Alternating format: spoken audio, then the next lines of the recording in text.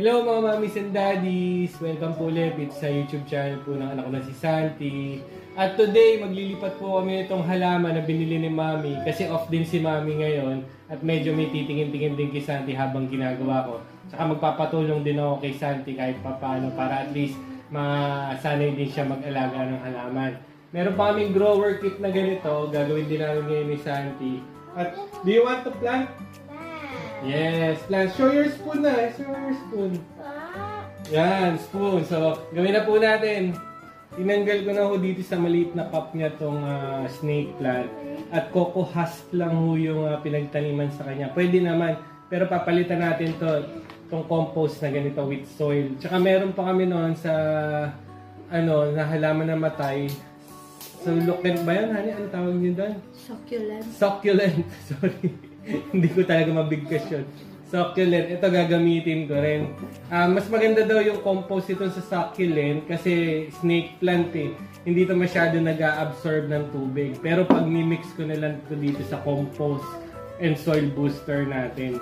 Yan. Kasi dalawa to para at least ma-propagate natin. So yeah, hatiin ko na siya. Yan.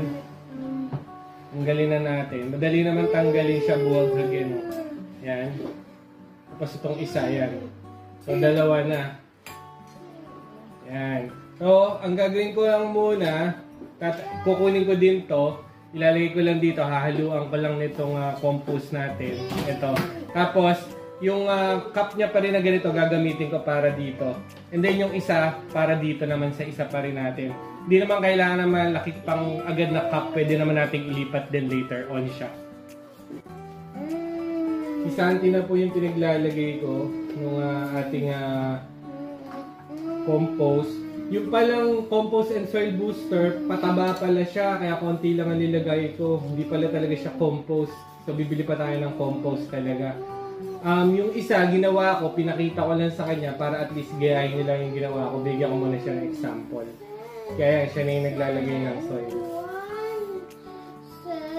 Okay, at the other side. Here. Yan, sige. Yan, good job. Slowly lang, slowly. Okay.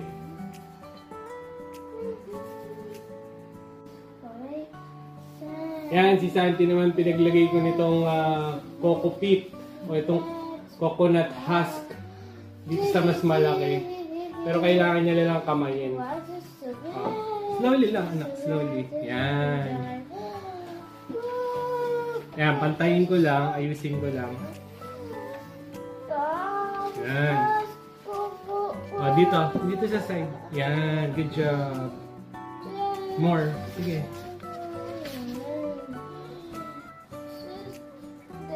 Okay. Yay.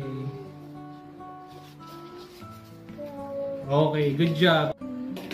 Yan, next na namin ni Santi, itong petunia. Dati namin pa ito nabili. Gusto ko sana magtanim kami ng sili dito. Kaya lang hindi na nangyari yung balak namin ni Santi. Ngayon, itatanom na lang din namin itong halaman. Ito lang naman yung seed niya. So sana mag-succeed kami ni Santi. At ito, outdoor plant, ilalagay namin doon sa may pinto. Oh, you put this one inside mo na. Okay. Then you put the soil. Okay.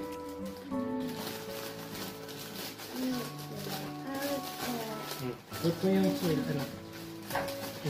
Put the soil. Yan, compost.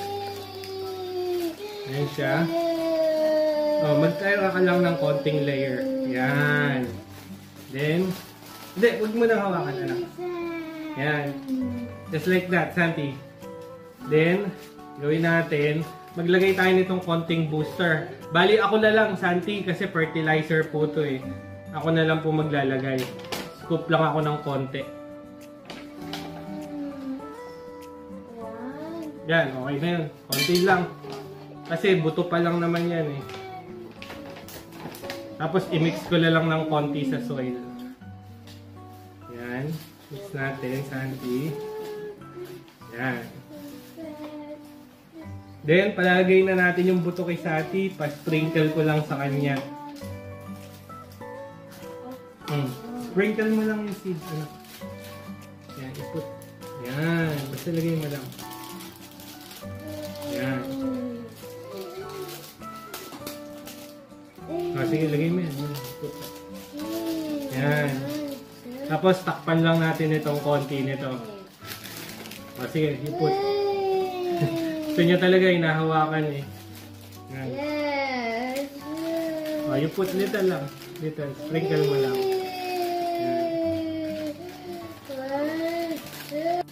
Next po, padidiligan ko kay Santi yung ating halaman, yung ating snake plant. Pero pag ito pong snake plant, minsan lang po dinidiligan to. Even nga pwede nga siya, every month lang siya diligan. At hindi niya kailangan masyadong tubig. Yung tubig nito, kumuha lang ako sa aquarium natin. Yan. So, konti lang anak, konti lang. Yan. And then, dito naman. Okay, yan. And then here. Yun. Okay na. Yan, konti lang. Tapos, tignan natin. Bali, ang gagawin ko kasi, ito, nasa ilalim ng TV. Ito talaga yung laging may sunlight. Kasi meron din, sinabi sila na maganda raw na kakasagap to ng sunlight eh. Huwag lang direct sunlight. Dito naman sa atin, hindi tayo nakakaano ng sunlight. Pero may bright light lang tayo sa ating bintana. Di ba, Santi? Yes or no? Yes! Yes! High five! Nakatapos na magtanim si Santi at niyaya ng mami niya kumain ng ice cream. Pakita ko sa inyo yung mga halaman namin kung saan lang namin pwinesto. Una na natin tong ating peace lily. Dito lang namin nilagay. At every morning ng 4 AM kasi may araw na dito. Pero dapat to hindi yung direct sunlight eh. Basta lang bright light na hindi siya madidirect sunlight. Lilalagay namin siya dun sa may pinto din. Ang mangyayari kasi sa kanya pag naka-direct sunlight, nasusunog yung kanyang leaf. So, kailangan natin hindi siya direct sunlight. So, dyan namin siya nilalagay pagkatapos namin siyang pailawan. Hindi yung paarawan, pailawan lang. Yan. Next is, ito na yung snake plant na nirepotting natin. Dito namin nilalagay ngayon kasama yung kulangko natin. Ito, nakaka-receive din to ng tamang light lang naman. Room light, tsaka yung light na galing dito sa ating pintuan. At titingnan ko kung maganda na talaga siya dyan kasi nakakasagap naman siya ng light. Itong kalangko, kasi ito pang weather na malamig kaya yung bulaklak niya nag-fade na tsaka matatanggal na yan. Later on din mag-propagate tayo nito at pinanood ko lang kung paano siya i-propagate. Puputo lang ng leaf tapos ilalagay lang din sa compost. Pwedeng lagyan ng honey yung pinaka-pinagputulan para daw dun mag-root. So try din natin yon. Next natin, ito yung isa pang snake plant. Dito na siya bali ilalagay kasama ng ating orchid.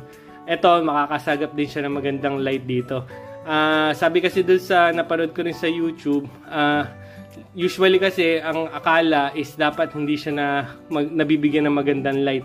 Actually, mas mag-grow pala siya pag mabibigyan din siya ng magandang light. Itong ating mga orchids, hindi pa siya nagbubulaklak ulit at lilinisin ko yung dahon, mapunasan. Pagka pinunasan, kukuha lang din ako ng tubig doon sa aquarium kasi yung tubig natin sa gripo, syempre may chlorine at chloramine. Pwede makasunog doon sa leaf ng ating halaman. Yan siya. Tapos yung hindi nating house plant, pitulia. Tama ba? Pitulia nga ba yung pangalan niya? Ito yung siya, Ayan, pitunya. Pitunya pala siya. Yan.